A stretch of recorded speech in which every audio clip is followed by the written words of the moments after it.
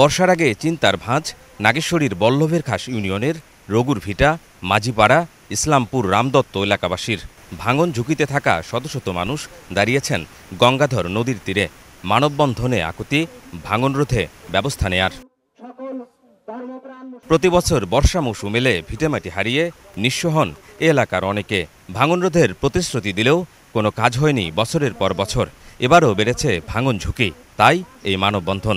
আমার মনে করেন যে 4 বিয়ের বাড়ি ভাঙলাম, তা বাদে খুব অসহায় পড়িয়েছি। বহু বাড়ি ভাঙছে, ওই বাড়ি এসে ওই চরের মধ্যে এই ভাঙতে ভাঙতে নিশ্চয় আছি।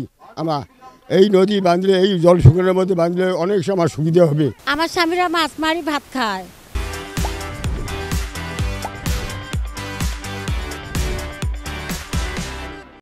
আমার পরনে বস্ত্র জোগাবার পায় না, আমার আহার আদি জোগাবার পায় না।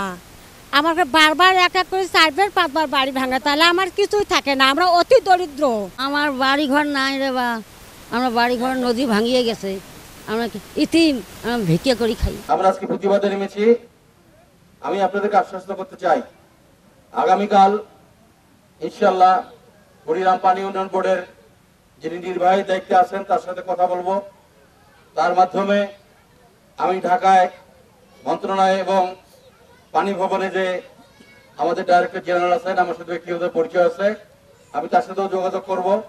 যত দ্রুত সম্ভব আপৎকালীন সময় যেন আমাদের পাশে তারা থাকতে পারে এবং আমাদের এই অঞ্চলের মানুষ যত আর ভাঙনের শিকার না হয় তার জন্য ব্যবস্থা করার আমি আপ্রাণ চেষ্টা করব।